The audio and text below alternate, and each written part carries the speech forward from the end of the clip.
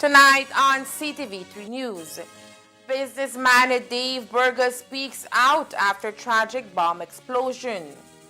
Devices similar to the one responsible for Saturday's explosion in Orange Walk are being recovered.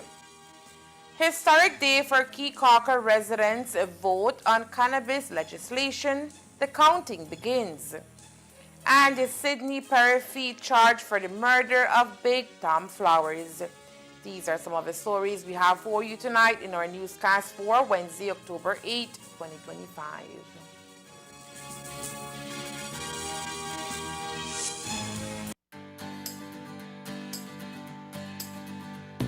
Looking for quality, tasty, and easy to prepare meals? Look no farther. M&M Frozen Foods, proudly distributed by United Distributors Limited, brings you a wide range of delicious frozen delights, perfect for every occasion. From frozen pizzas, quesadillas, garlic bread, jumbo samosa, cocktail samosas, pizza pockets, spring rolls, and happy noodles, M&M Frozen Foods is fresh, flavorful, and convenient for busy lifestyles. Whether you're planning a quick dinner, hosting a gathering, or stocking up for the week, M&M Frozen Foods has you covered. Available now at leading supermarkets and stores nationwide through United Distributors Limited. M&M Frozen Foods, extensive variety to satisfy every craving. Attention farmers. The New World screwworm is a serious threat to livestock, pets, wildlife, and humans. It causes yield losses, damages the quality of meat and skins, and can even kill them if left untreated. Check your animals daily. If you see any wounds on them, treat them immediately. Prevention is key. Apply approved healing and fly repellents to the navel of newborn animals after dehorning, ear tagging, or any other practice that leaves wounds on your animals to ensure your animal's well-being. If you notice worms in unusual wounds, report them immediately. Call Baha at 824-4872 or text or WhatsApp 670-7003 or call your nearest Ministry of Agriculture office. And don't forget, never transport or receive animals with injuries. Together, we will prevent the spread of this dangerous disease. This message was brought to you by Baha, OIRSA, AICA, USDA, and the Ministry of Agriculture, Food Security, and Enterprise. We are the Public Utilities Commission. Since 1999, we have regulated Belize's electricity, water, and telecommunication sectors, ensuring quality services at reasonable rates for consumers. A lot has changed since our establishment in 1999, and so have we. To reflect our evolution and future-focused vision, we are proud to introduce our new identity, where the blend of colors show our balanced and inclusive approach to regulation, where innovation, sustainability, and trust are all equally important. Orange represents the telecommunications sector and symbolizes innovation and connectivity. Green reflects the energy sector, sustainability, and national growth. Blue represents the water sector, highlighting trust, stability, and life-sustaining resources. White symbolizes transparency and accountability, core principles of the PUC. We are the Public Utilities Commission, transitioning to a new look, but our core values remain the same: accountability, excellence, integrity, innovation, and professionalism. Our logo is more than a design. It is our visual commitment to continue to serve the people of Belize with transparency, competence, and professionalism. We are the Public Utilities Commission.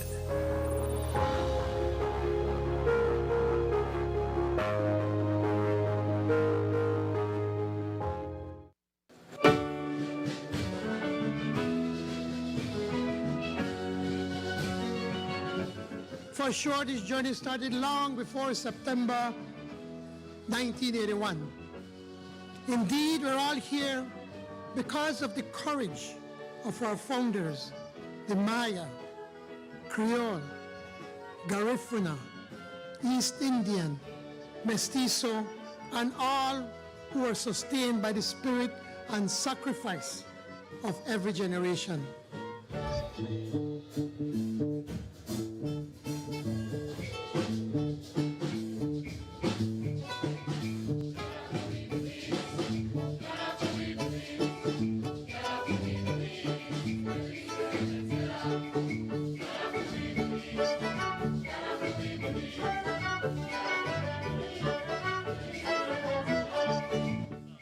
beautiful it is that on this day, thousands of our citizens will join with friends and loved ones at parades and parties across this country to rejoice in the blessings of this land and people.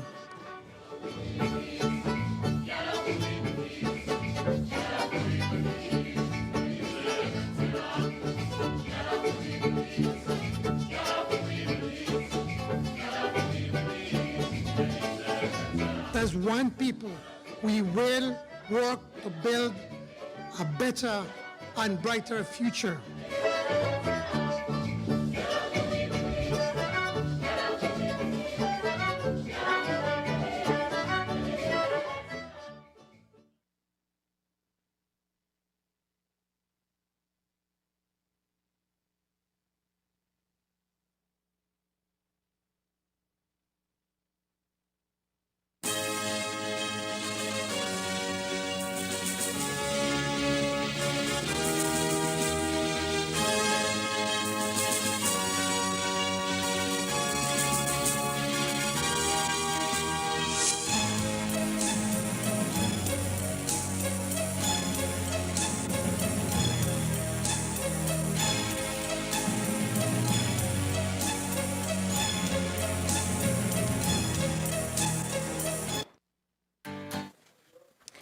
Good evening with your news also simulcast on Fiesta FM 106.7. I am Joanna Rodriguez.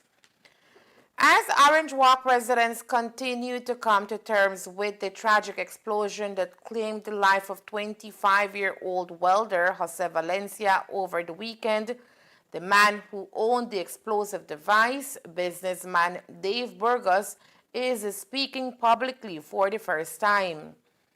Burgos told the media that the devices had been in his possession for several years after they were given to him as payment for an old debt. He explained that recently Jose, whom he had been monitoring, offered to help transform the device into decorative artifacts. Burgos says he never imagined the danger they truly posed. At that hour, I don't have, I can clean my hands and everything, and I did look for go up home, we're up in the same yard where we host them. And Jose me come and he say, if I want to get the small welder, 110 welder, that's a very small thing. And I get it from here, and we gone back. My data me come around and say good afternoon, Jose, good afternoon, Dad. And why Jose me start to well, no, and I was there with him. My daughter moved and gone to her business because Japanese had several businesses, no. She have coffee stains. She was going there, and then I saw the guys that they have not moved to the office yet, and I know that they are closed, so I gone back to tell them, no, I mean, I don't need to go to the office, right? And I don't tell Jose the same thing. Left that thing there, you know, make we just go to the office, left that one by. That was it. I've never been around what is a blast, an explosion, nothing like that. I've never been around that.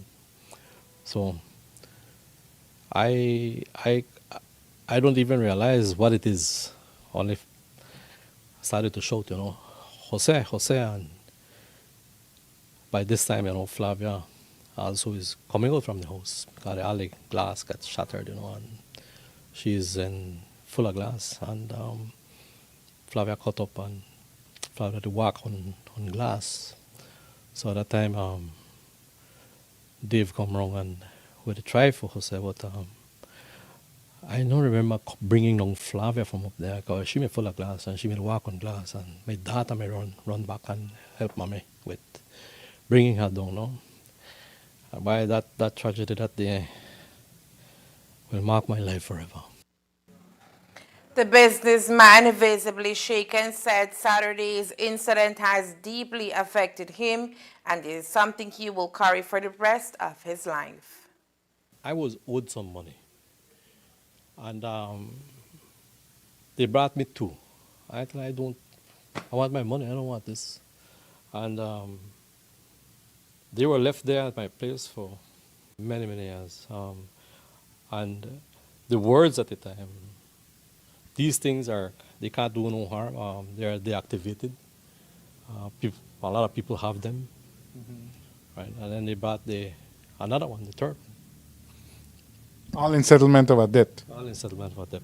And that's what was brought to me. And that last one, the one that exploded, I was there for years there. I didn't need to touch it, I left it there. But there was this thing that Jose wanted to help with too. And that I'll take that to my grave. I shouldn't have allowed him to do that. His family, he added, has pledged to support Jose's young daughter and help ensure she has the future her father dreamed for her. I don't desire this for nobody. I am sorry. I have asked the mother. Flavia and I, we went to visit the mother. And the family was there with her, but we mainly engaged with the mother and give our condolences and to forgive us, to find it in heart to forgive us. But as Flavia rightly said, and the mother told me too, mothers and fathers are different. So coming out from me, she's deeply hurt. There's nothing I can say, nothing I can do right now. But yes, we will work for Valencita, have something for her, for her future.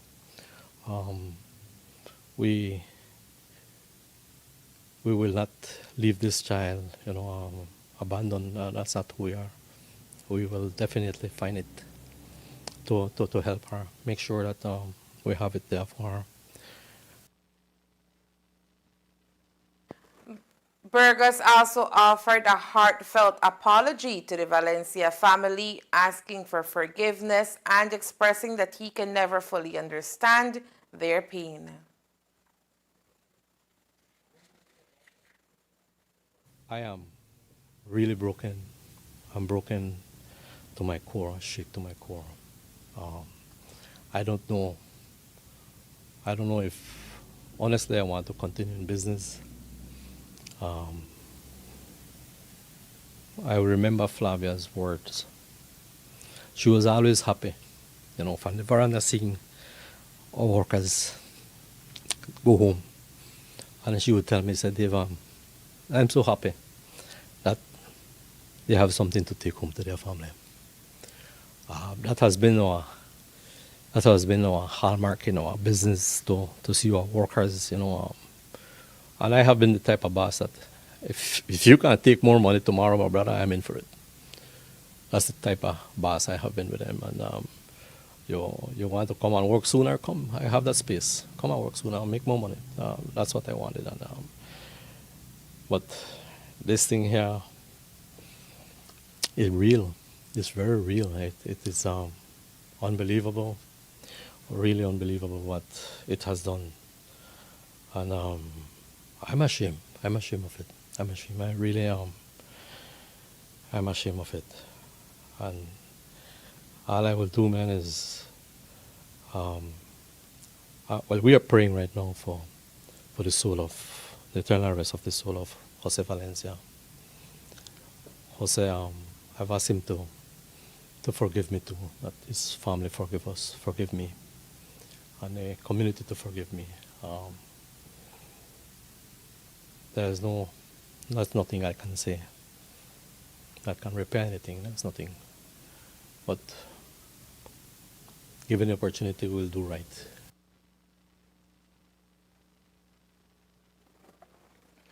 He further committed to working with authorities to safely dispose of any similar devices currently being recovered across Orange Walk.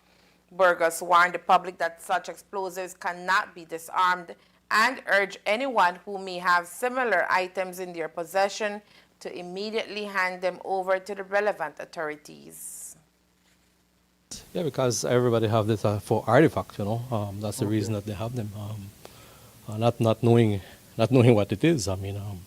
in the true sense, because you could see it what it is, but I mean it's been there for many years. You think it's harmless. You don't know, and now that I do know, because and why I'm helping, because when the BDF came to my home and they put us out like 150 feet away, they told us, that they will deactivate these things.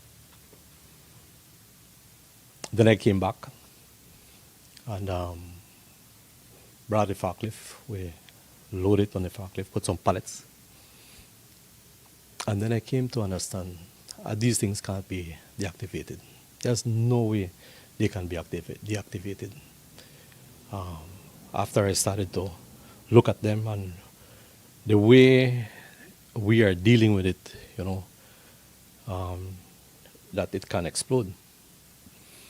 So they can't be deactivated. They can't be deactivated. So, As we speak, we have these things all over the place. Yesterday we went to pick up one from the police station. Not one that is ours. No one in its right mind want to pick them up. Not even a BDF want to get close to it. But we are there, lift them up, and we have sent them to Bali Beacon.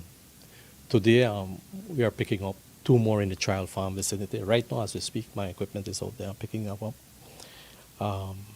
Tomorrow or this afternoon, 2 more should come from shipyard, and so this bring an awareness, that the British leave these things all over the place. And speaking to the commandant, there is over 100 of them on the New River, and that area seems to be the practice range that they leave all these things behind, and that's the danger that we have.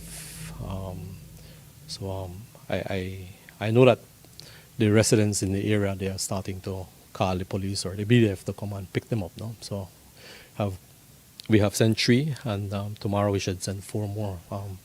I'm just working with the BDF to help them pick them up and be able to send them over to Bali Beacon area in the Mountain Parish area. Tonight, police continue to investigate how 5 high school students ended up consuming gummies believed to have been laced with cannabis. While cops searched a house in Orange Walk and recovered a bag of gummies suspected to be similar to those consumed by the minors and arrested 1 individual, no charges have been levied as authorities await the results of samples taken from the minors involved. As we told you previously, last Friday morning, a 14-year-old girl was admitted to a private clinic after experiencing severe drowsiness and foaming at the mouth. Her family reported that she had been unwell since Thursday afternoon. Preliminary investigations suggest that on Thursday, October 2nd, shortly after school dismissal at approximately 2 p.m., the girl was with 4 classmates. One of the students offered her and the others a red-colored gummy and a vape device. The high school students consumed the items unaware that they might have contained cannabis. Soon after, the minor began to feel drowsy, vomited, and was rushed to seek medical attention. The other students who also consumed the gummies experienced similar symptoms, including vomiting and drowsiness, and were treated medically as well. As part of the investigation, urine samples were collected from all involved minors for testing. 50-year-old Belizean tour guide Sidney Louise Perfeet appeared in court today where he was charged for the murder of 47-year-old Kenneth Big Tom Flowers, who was shot and killed in the heart of Belize City on Monday afternoon. The tragic incident unfolded near the intersection of Mopan and Mahogany Streets, where Flowers was reportedly ambushed while driving. He sustained multiple gunshot wounds and lost control of his vehicle, crashing on City Street.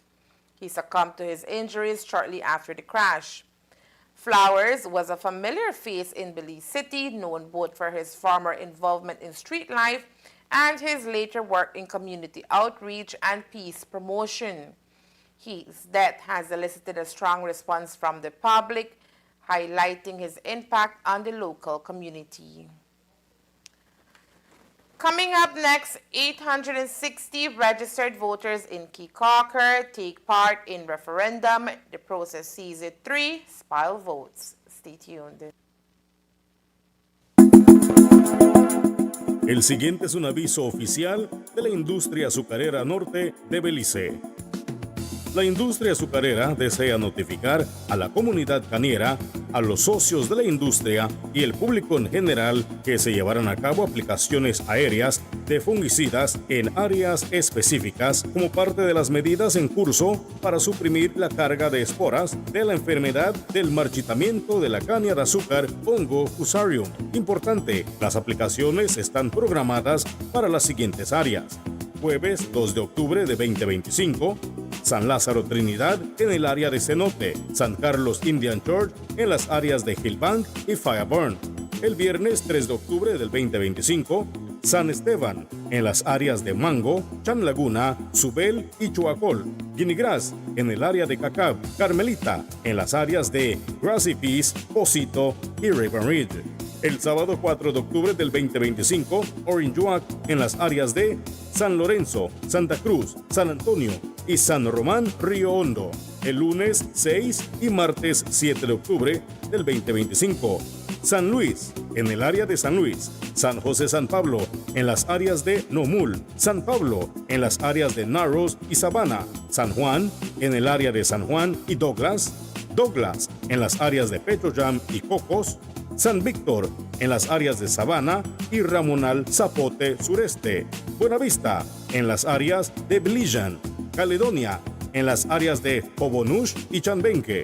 Por seguridad y eficiencia operativa, se aconseja a todos los agricultores y residentes evitar estar presentes en o cerca de estos cañales desde las 5 de la mañana hasta el mediodía. Agradecemos la cooperación de todos los agricultores y las partes interesadas mientras trabajamos juntos para proteger nuestra industria. La industria desea agradecer al gobierno de Belice por su apoyo continuo en la protección del sector azucarero y la promoción de su sostenibilidad. El anterior fue el mensaje de la industria azucarera norte de Belice.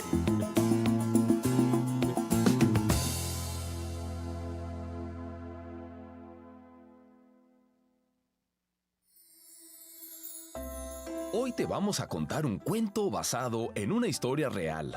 Chao Dengue, capítulo 1. Síntomas del dengue. Había una vez una familia que, sin saberlo, llevaba consigo un visitante no deseado.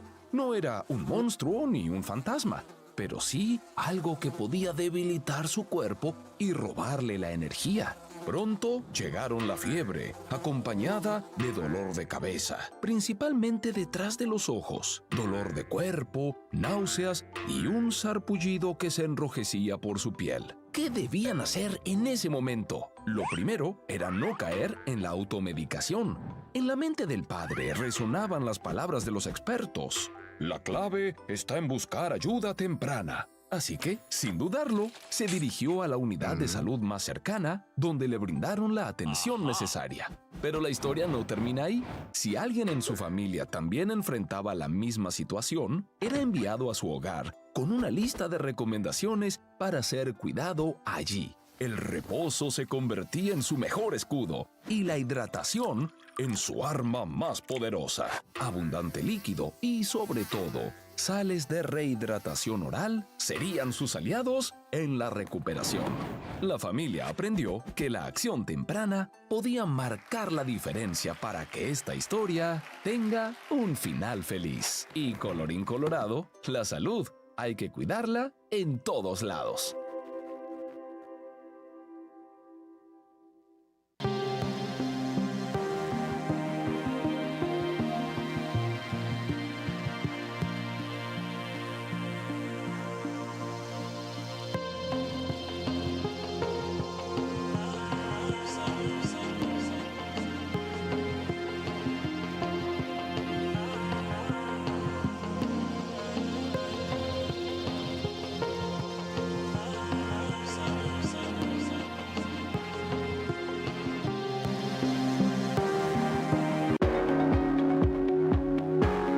New designs for Belize's new banknotes have been revealed.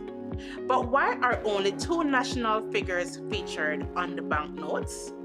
The individuals honored on our new banknotes have received Belize's highest distinction, the Order of the National Hero. As of January 2025, only 2 persons have been awarded this title. The Right Honorable George Cadle Price, regarded as the father of the nation, who was the first Prime Minister of Belize and renowned leader in our road to independence, and the Honorable Philip Stanley Wilberforce Golson, one of the longest-serving members of the House of Representatives, known for his unwavering stance on protecting and preserving Belize. By featuring these heroes, we honor their invaluable contributions to the development of our nation. New look, same value, heroes' legacy. Learn more at www.centralbank.org.bz. A message from the Central Bank of Belize. Introducing Manna Flour, the heart of every wholesome recipe. Manna Flour brings perfection, taste, and nutrition straight to your kitchen. Available in 2, 3, and 5-pound bags for everyday cooking, and 20, 50, and 100-pound sacks for bakeries, restaurants, and big family events. Whether you're making tortillas, dumplings, or your grandma's secret bread recipe, Manna Flour rises to the occasion. Pure, organic, Caribbean. Make it with Manna. Proudly produced by Caribbean Organic Foodstuff Company Limited.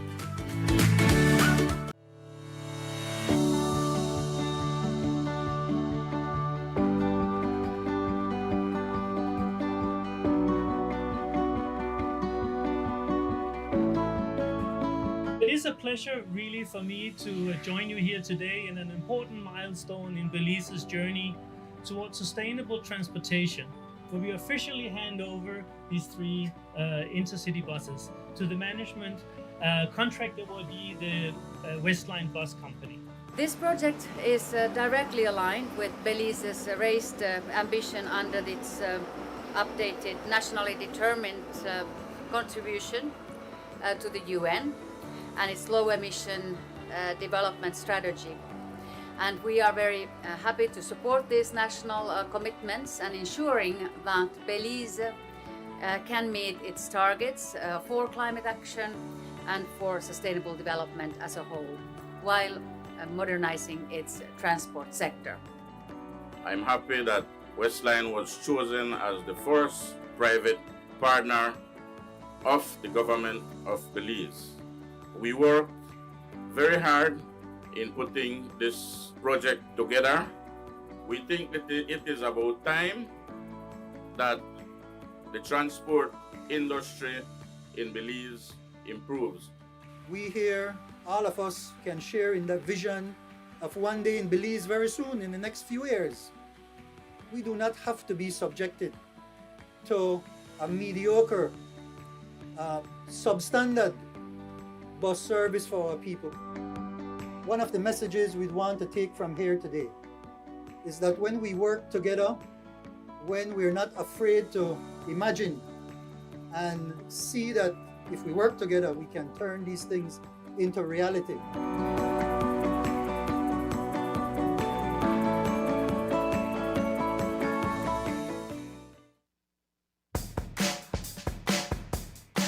Is your internet struggling to reach every corner of your home?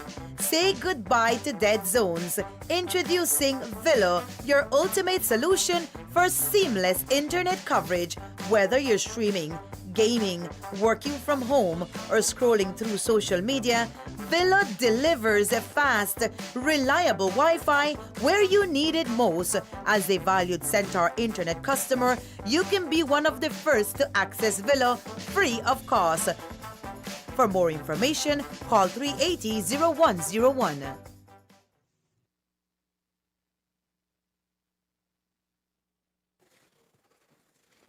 Residents of Key Caulker went to the polls today to make their voices heard in a long-anticipated referendum. Voting closed at 6 this evening with an official voter turnout of 58.94%. The outcome of the referendum is expected to be announced later tonight.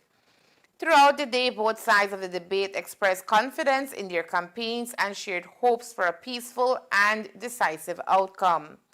Councillor Ilya, who led the Yes campaign, said he was optimistic about a favorable result, but emphasized that he would respect the decision of the people regardless of the outcome. For me, it's go big or go home. I'm in it to win it. And I'm willing to accept any outcome, but I am here to make sure that I win. Did your campaign become organized, or would you have hoped for more time? Pardon me, sorry, I didn't hear that question. yes, it's colorful out here at times.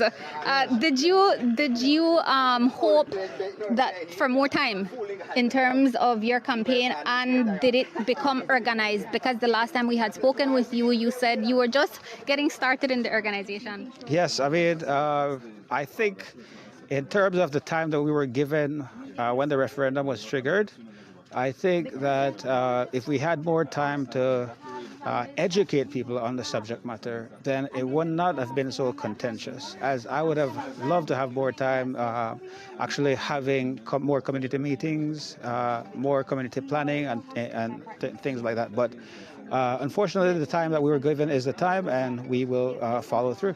So did you get funding? That was also one of the things you said you did not believe you'd get. And if you did, what is the figure? Honestly, we had a lot of volunteer. If I could put out a figure out there, I think for the banners and everything, maybe the small businesses from Keokuk that donated, we're probably talking about maybe about 10,000 or less, I think. I don't have the exact figure in my head because it was actually been trickling in, right? We heard that some people who actually signed the petition actually decided that they are going to vote no. Yes, that is correct. Some of the people who signed the petition decided that they would vote in reverse. I mean that's fine, because some of the people who did not sign the petition also later on, after hearing the economic aspect and the potential benefits, decided that they would vote yes. So we've had people moving from one side to the next as we continue to disseminate information. Unfortunately, some of that information is misinformation and it doesn't align with the facts, but we're doing the best that we can do. I see workers from the constituency committee for Minister Karim Musa. Yes, so those workers are part of the support that I got from the minister, because when we actually, after I was able to submit the petition to Lady Dame Froila Salam, we actually had the chance to meet. That's actually when we met for the first time. And he has been a very helpful supporter in terms of advice and in terms of being able to help me with finding volunteers and people who work for him who also believe in the cause. So how many workers would you say you have? Quick figure, I think maybe about, we're looking about 10, I think. Only 10? I see more than that, yeah, Ilya. Yes, so in terms of the other people, we have people who just come around, ask for shirts, and have been hanging around. But we have, let's see, we've got some drivers. Then those drivers, we have at least 5 drivers. And then we have the people working at the polls. And then the rest of the people are my friends and family who are here. And of course, then we're talking about people who actually signed up to work, right? If we're talking about the other supporters that I have around me, these people are people who came here because they want to show support, and in many cases it is just on a volunteer basis, and I had made it clear to them from the beginning that it is yeah, because like this is a grassroots movement. I'm really trying the best that I can, and in the end it's really so that I can find more economic opportunities for the people. He noted that the time has come for Keokuk to take the next step forward, one that could help generate much needed revenue for the island's development.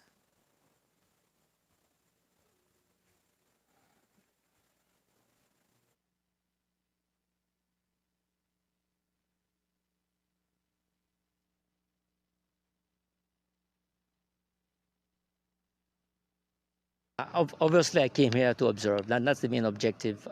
To when I spoke to last week, actually, I came to, of course, to do the clinic visits of our constituents and assist people in whatever they can. I can assist them. So and I felt the pulse of the people there. That they're ready and they're going to vote. But I hope that they vote. If they vote based on logic and reason, then the win is clear. That's the only thing. If we can filter out, if my community is able to filter out all the misinformation, then it's clearly a yes vote, because this is a logical step forward. There's really no logical arguments against regulation and legalization. Were you able to obtain the voters list with no problem? Oh yes, no problem at all. Because the other side said they had issues.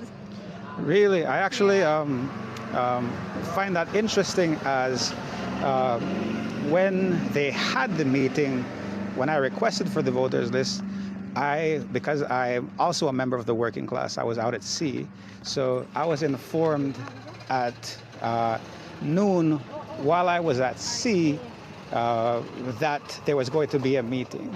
So I actually requested for them to wait for me so that I could be finished with my day job to be able to come and get the information I needed. But afterwards, I found them to be quite helpful and quite nice, actually. One of the workers was quite helpful, because I'm doing this, essentially organizing everything for the first time and on my own, and having answers to my questions I found was very helpful, and I thought they were very kind to be able to do so. Belize Rural South Area Representative Honorable Andre Perez was also on the ground showing support for the democratic process. Perez said he had engaged with both sides of the issue and would stand by whatever decision the residents make. Obviously, I came here to observe. That's the main objective. To when I spoke to last week, actually, I came to, of course, to do the clinic visits of our constituents and assist people in whatever they can. I can assist them. So and I felt the pulse of the people there. That they're ready and they're going to vote. But I've always tell everyone that vote your conscience. Go there and vote. It's important, very, very important. So that's the objective here at everybody. It's democracy at work here, and it is your right for you to exercise your right to go out and vote. Would you say what's the pulse? No, because it goes both ways. I've said some people for it and some are against it. For whatever reasons, some are claiming it for medical reasons that they justify it. Scientifically, there might be some studies to be done, of course. On the other side, of course, there's people with their beliefs as well, and they believe that it can be more detrimental to the younger people, younger generation. And of course, the religious believe that it's a no. So I respect all of those, but I listen to them keenly. So I'm here just to observe. And I went to visit both sides as well to see. One is saying no, the one is saying yes. I get along with everybody. In that case, Minister, would you then say that it will be a tight race? I cannot say. I cannot say what is going to be the tight. I just don't want to go ahead of that. No. But what I do want to make clear is that I'm seeing through social media that we're too much of a small community here for us to go bitterly divided and get personal. I don't condone that. We don't want to get personal attacking people because of their beliefs or their opinions. That's one thing I would want to ask right now at the end of the day. It's just that we remain united. We're a tight community here, very resourceful community. And I wouldn't want that whenever the elections are done, that we all come to as one and respect whatever decision comes. The minister added that there is a growing need to review and strengthen the laws governing how referendums are conducted in Belize. Yes, that is very true, because my concern is not the concern, but rather what is happening today. We don't want this to set precedents. Next thing you know, some other community wants to to go out and get those votes for a community, and then they want another topic or some kind of issue that they want to go. And then it's going to be another cost that we're going to incur as a government, because we have to respect the rights of people, and that's enshrined in the Constitution. No, as a government, yes, we must make the necessary changes, amendments, and pass that legislation so that next issue like this occurs, it has to be at a national level, not really for one community. It's not even a constituency, it's a community. But the laws are there, so we have to respect that. Meanwhile, members of the No campaign, led by representatives from the church community, also voiced confidence. Pastor Louis Wade, who serves as a senator for the churches, said he believes their side put forward a strong and principled effort and is hopeful for a positive result. Yes, the yes position is 200 members a vote. That's what we're understanding on the street. So the stakes are very high, but that adds to our belief that there is a very strong no position on the island. We have been able to capture both the PUP and UDP machinery, and we're using them for tomorrow. But it was not our intention at the beginning, because we wanted it to be organic from the community itself. But because they were rejected, we are officially, the church is officially the no position, but it is being run entirely by the community.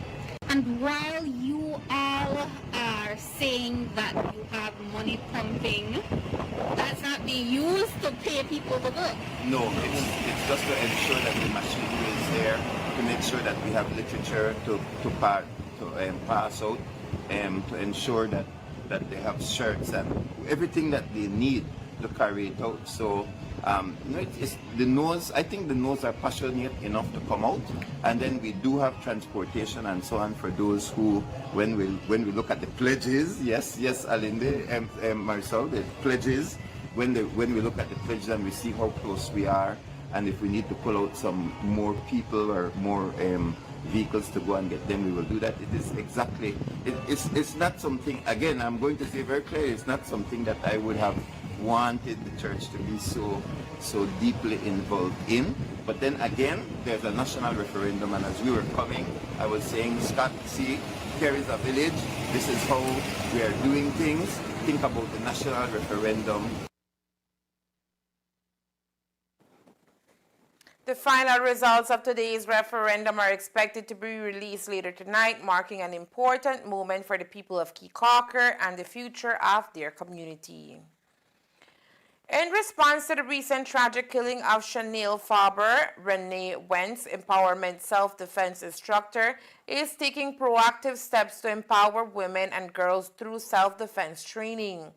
The initiative comes amid heightened concerns about safety following the disturbing discovery of Faber's body, which was found discarded inside a garbage drum over the weekend.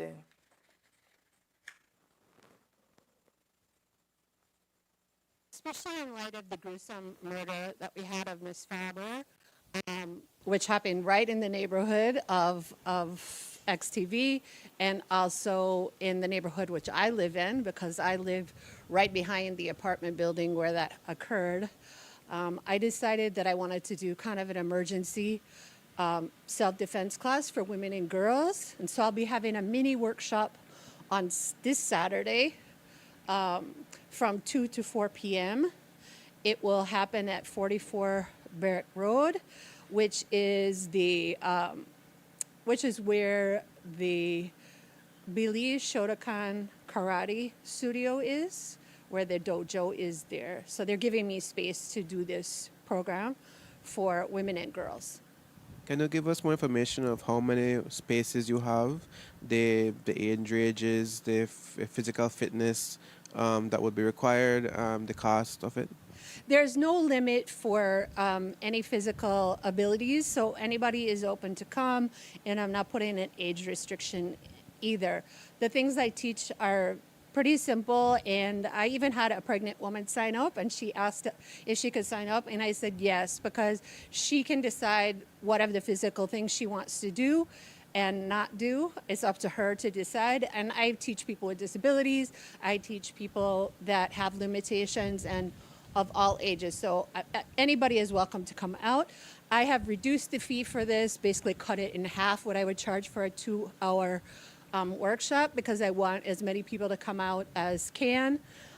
So for the 2 hours, it will be for adults, for adult women, $15, 15. And for girls, 15 and under, it will be $5.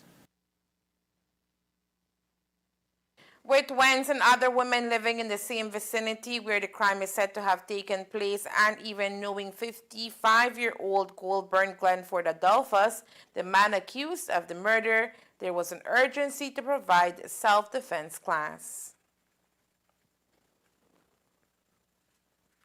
We walk by that apartment building. We talk to the people that live in that apartment building. I've talked to the person who has been arrested for that crime. I would talk to that person regularly during the week. I think people are shocked, obviously, because that's the kind of crime that we don't see often. We've seen those kind of heinous crimes before, but it's not something we see often here. Those are things we see in the news that happen in other countries.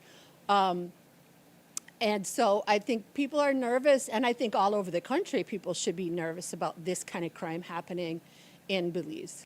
We've seen a number of cases in the news. In fact, we saw the case of the police officer that has been accused by his wife or common law wife of abusing her for many years.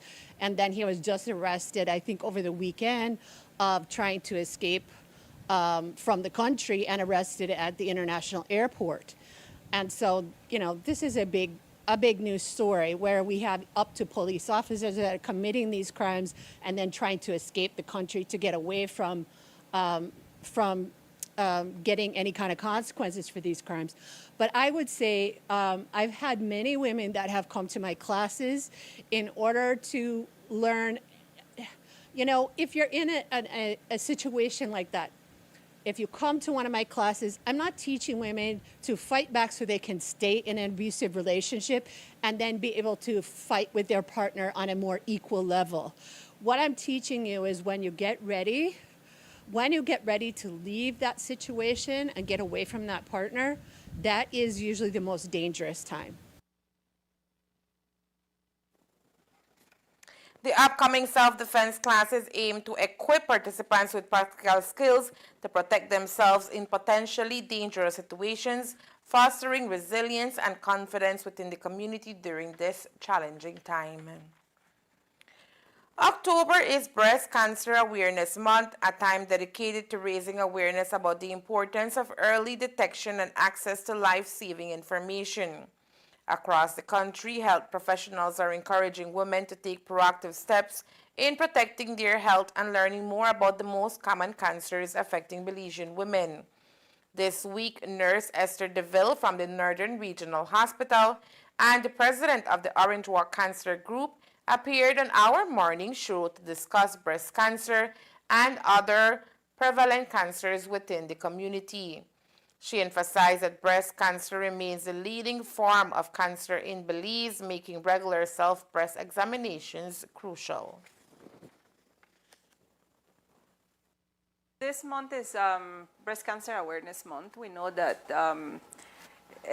breast cancer is one that doesn't give you much time. Sometimes there are different types, but there are some of them that don't give you much time. The importance of prevention, the importance of doing our self-breast exam at home, that's the main thing that we recommend. However, it doesn't compensate for us not to do our screenings with ultrasound, and those who qualify for mammograms are supposed to do their mammograms. But again, it's about us as women, the importance of doing our self-breast exam and doing it every month. Exactly. The idea about it, or the main point, is that we need to get to know our body, and we will be the first one who will detect. So it's not to wait for annual checkup for the nurse or the doctor to check me, because in that year it's too much time that we're wasting or losing. If we would detect a lump earlier, we know we need to go and seek further testing or evaluation. All right. Okay, first let's start with, I would suggest with the self-breast exam, which is done monthly after your period. Because the breast is standard, but after the period, because of the hormones, it's less standard, and then you can palpate a lump. So what really you're looking for is any hard lump that you will palpate, and you will be the first one. Now, annually, we're supposed also to do from that, I palpate something that I didn't feel last month. This month I felt something. I can go and see a doctor who would order probably an ultrasound. And then after the ultrasound, they find something, they will determine if you need to do something else further. Now, after the age of 40, we recommend annual mammograms.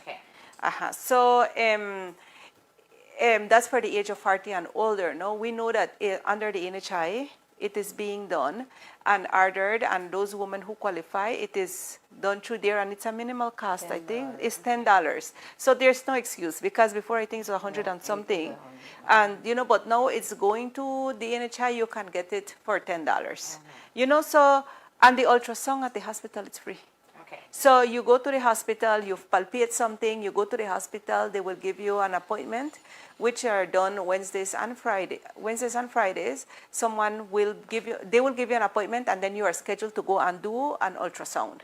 Depending on the result, then they will do further recommendations. You're looking for dimples, you're looking for any deformity, then lying down with your hand behind your head. You do the first one, you start from underneath your pit, because that's where the tail of the breast is. So you don't start at the breast starts from way over here. So that's where you start, and there are tutorials how to do it, and not to miss any part. And if you have any doubt, any slightest doubt that, okay, I am not too sure what I'm feeling, don't stay with the doubt, go and seek help. Bill also highlighted that cervical cancer continues to rank among the most common cancers in Belizean women. The Northern Regional Hospital has been conducting self-HPV tests as part of its preventative health program, a vital step in identifying early signs of disease. And with the cervical cancer, there is the different types of testing that can be done. We have the pap smear. Now we have the HPV testing, which is the self-testing kit. You no longer have to have someone collecting your sample. You can do your self-collection.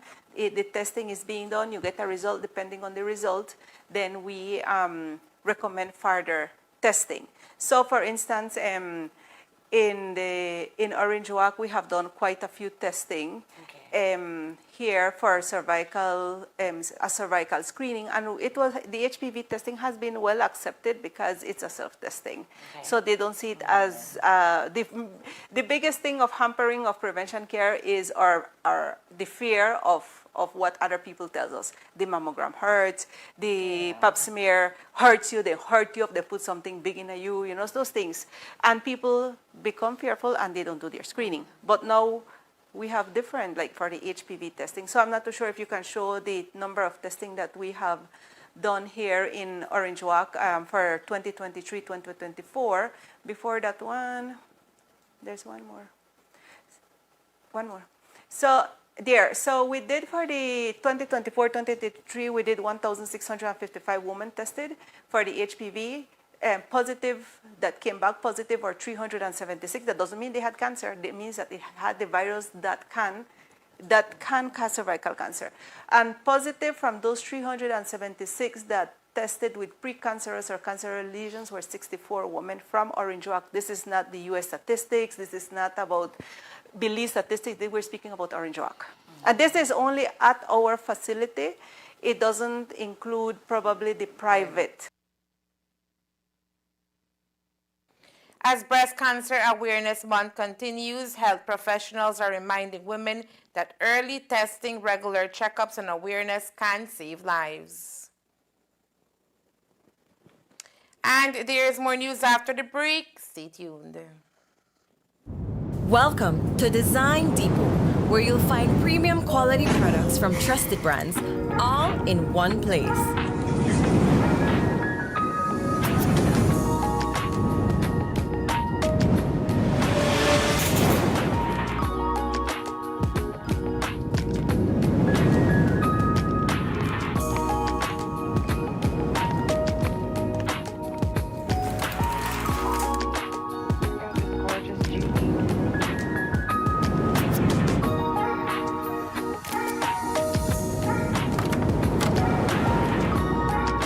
Visit us today for quality products, expert service, and the brands you trust.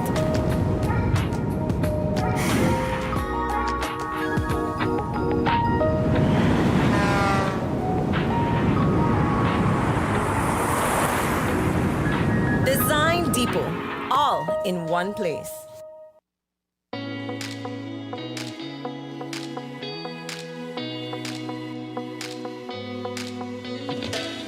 Oh man, one more stroll and my data is done.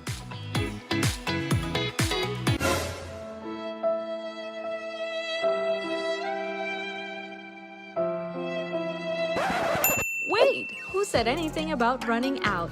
Smart just dropped a more powerful plan that now includes social media data, so you can scroll till your fingers cramp. Enjoy free social media data now included in our Flex Choice and Select postpaid plans. Visit any Smart showroom to sign up today because connectivity just got even better. Smart, bringing people together.